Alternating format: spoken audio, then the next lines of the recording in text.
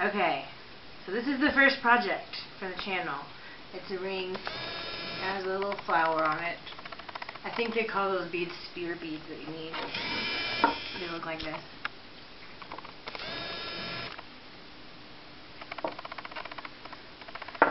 So we're going to start with the easy part. Just string all these spear beads up in a row.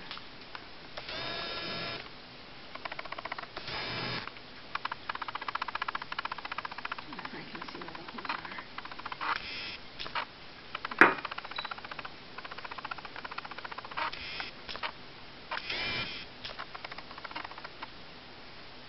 Let's see, I just string them up.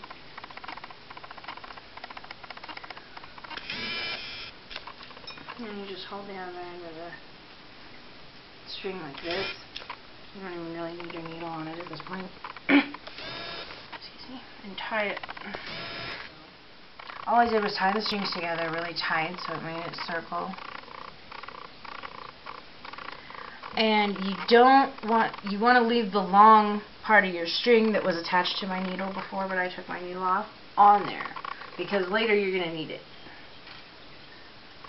The other side, I just burned down with the lighter carefully so as not to burn your knot off of your project, and because it'll fall apart.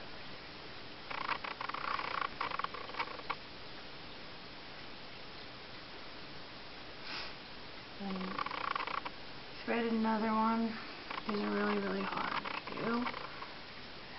Beading needles are famous for being really hard to thread. There, I did it. Ta-da. Okay.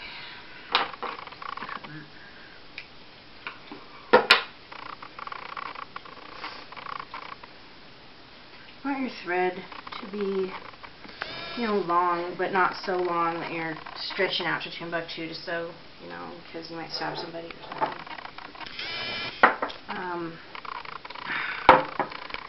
This is how I was taught to do flat peyote. I later found out that it's not the traditional way, so that's how I do it. Pick the color that you want to be in the middle, which is actually this one, and string on 3 beads to start, like that. You want to pick beads that are all the same size for this project. That's really important. Japanese seed beads are the best for that. And string it down so you have a little tail, because otherwise, your project might slide off the end before you're done. That's never fun. So the way you want to stop it off, take this needle and you go back through.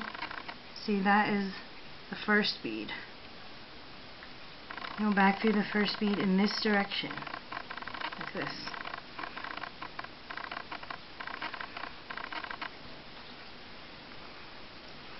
And if you pull it and kind of squish the beads, they make a little triangle.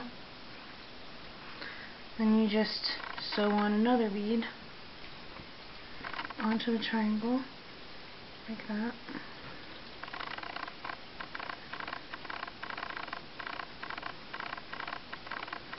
And then another. So you're sewing the beads on one at a time in a pretty repetitive fashion. And that's kind of probably hard to see. Sorry, it's hard for me to see. Anyway, see? Back up. Oops.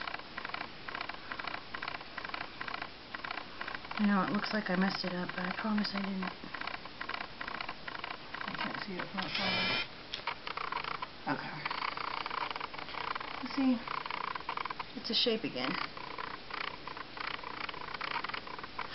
But what you're doing is you're showing up and you're going back down, one bead, over and over until you get what looks like the middle row of this ring.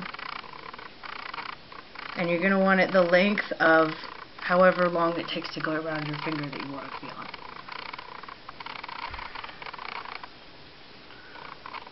So I'm doing one more bead. and then shape.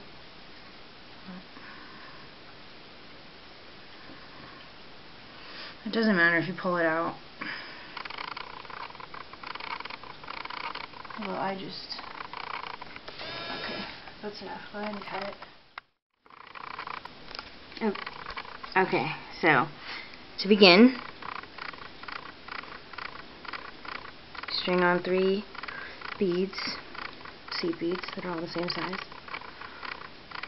And then you string them back towards the back of your string. You want to have a little bit of string in the back end so you can hold on to it. And then take the needle and go back through the first bead this way from this side. Trust me, if you do it the other way, it won't be right. See, when you pull it tight, it makes a little triangle. That's really hard to hold. Okay.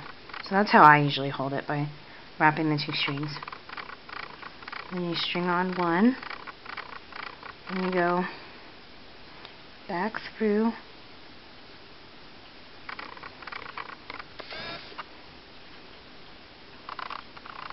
and then when you pull it tight, see how it makes a little square.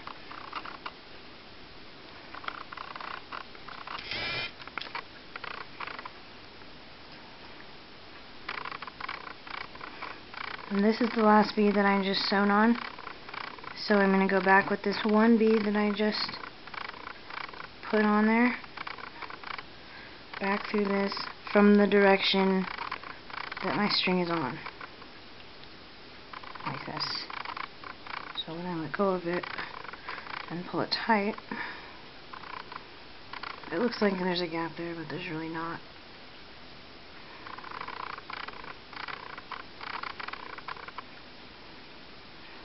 Kind of hard to pull tight. You have to just kind of work the string tight, but that's what you end up with in the background here.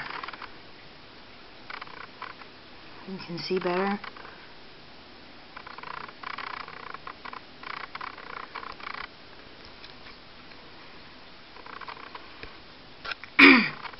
So the rest of the band is, the whole thing is pretty repetitive. After you start it, you just want to make sure that you're stringing on 1 bead, and you're always sewing it from the side that your string is on. Like when your string comes out, you want to sew it back from that side, because if you do it from the other side, your project will look all wonky. See, this is the side my string's on. Back through.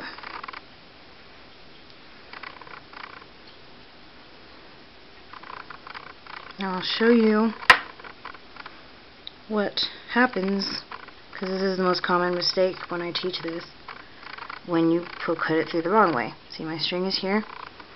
Commonly my students will do this. And then their thing looks like this.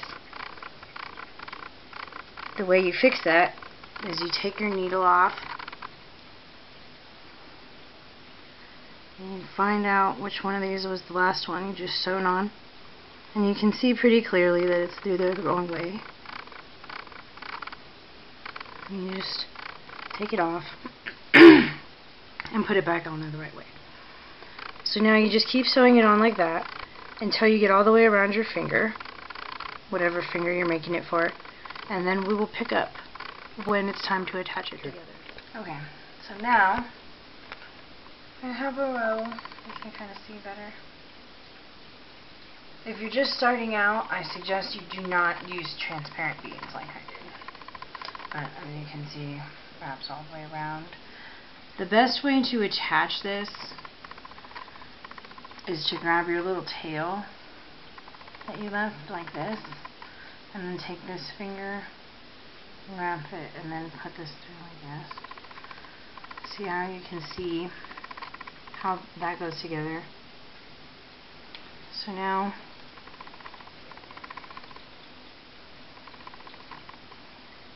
I'm gonna make sure I'm using the right. Okay. So I'm gonna go. This is my string that's attached to my needle.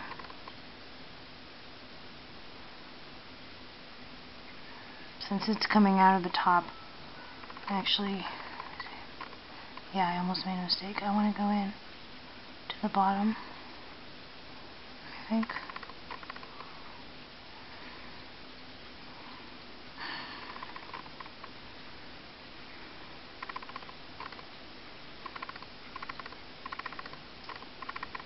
Yeah, hang on, I just made a mistake.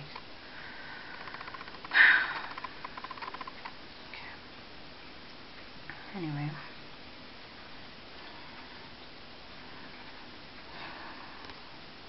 That's going to be really confusing like that. Hopefully you can edit all this crap out when I'm making mistakes.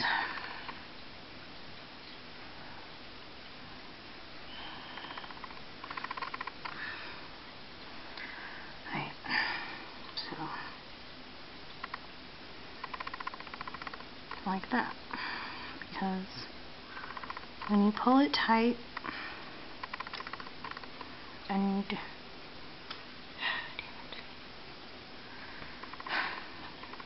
anyway.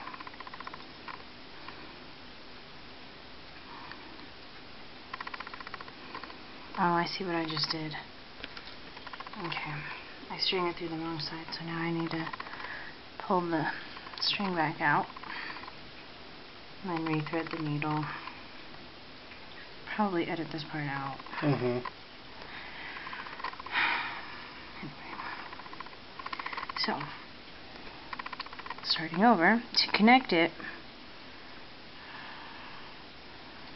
this is kind of hard to grip it. But to connect it, you just go through, see? This is the string that's attached to the needle.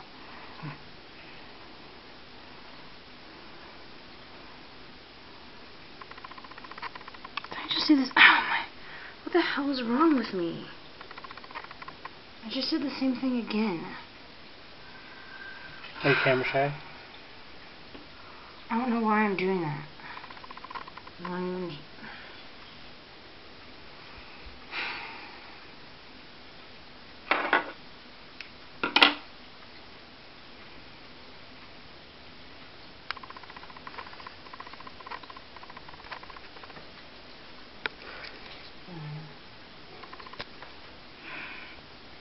Why am I...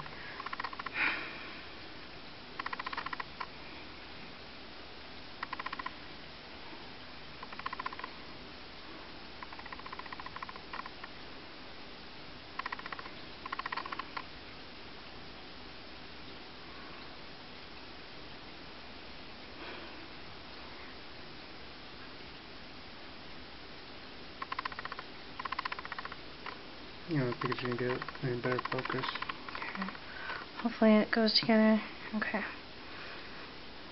So you can see how it fits together, you know, like, and you just basically sew it together.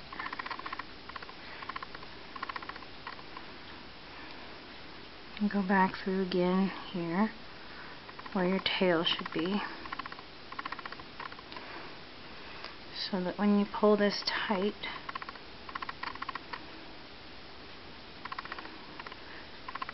you can tie a knot, just a regular overhanded knot. I usually tie two.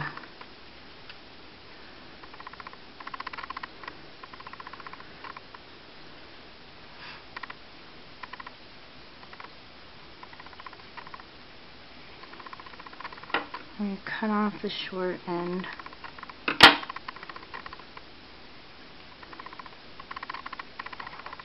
And you carefully, because you don't want to ever get the fire anywhere near the knot, because then you'll be doing this all over again. Okay, so it doesn't matter if it sticks up that much because the other beads are going to cover it up. And then you're still attached. Get the other beads that you wanted on the outside of your project and string on one.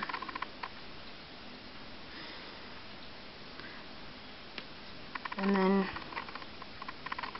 look at these stitches on the top. You're going to take the needle and you're going to go through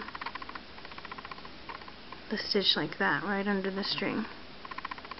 And then you're going to pull it tight. And then go back up through the bead so that it's sewn on.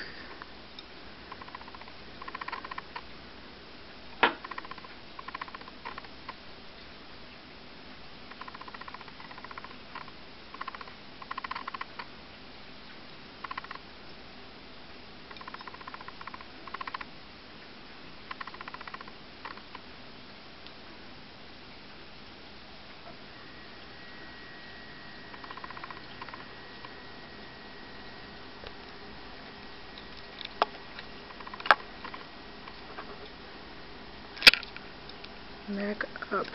Make sure you're going up through the bottom.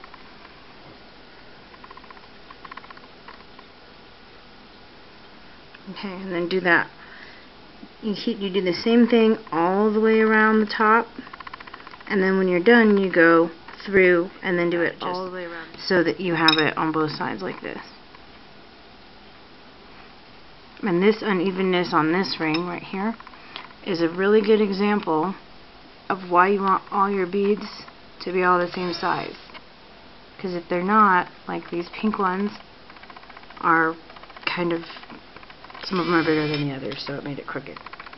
Oh, focus.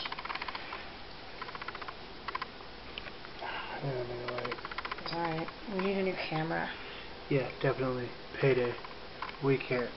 I mean, you can get a couple. We'll do this one video this way. Okay. And then you're just gonna say, "Now on payday, I'm buying me an HD camera so that y'all can see this." Yeah. Are we still recording, or is it the last bead that you just sewn on? Go back through all the. I know I just went through two, but so I'll just go through the last two. You want to go all the way through all of them, at least once, just to make it more secure. And then go through like this. This is the knot I use. I go back through the string like this, and then I go through this one. You can tie it with whatever knot you want, as long as it's secure. Overhand knots are not really great for that, because they slip out.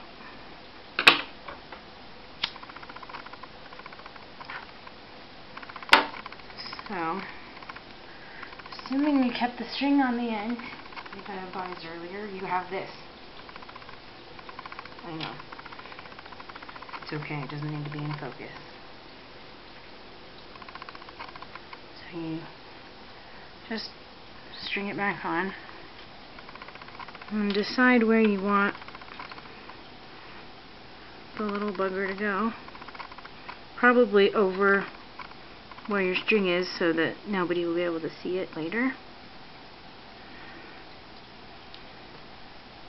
And then you just kind of sew it on.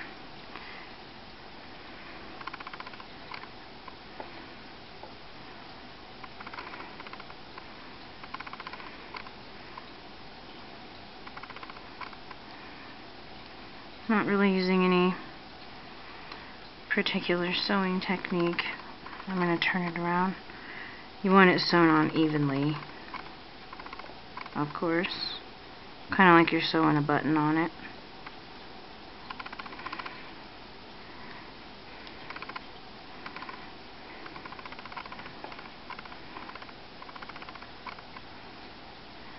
I'll do it a couple times, just to make sure that when, you know, inevitably you're reaching in your purse for something and it catches, it doesn't, you know, explode in a pile of beads and break. So.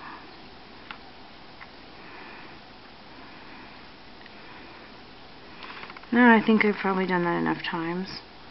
So I'm just going to go back through again.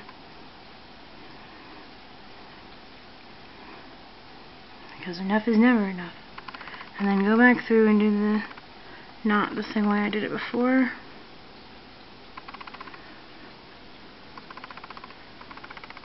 When you're using that knot, you want to be careful to pull it tight slowly, because if you pull it tight too fast, it'll end up big and wide, and you'll have a really hard time figuring out how to get rid of all the extra string.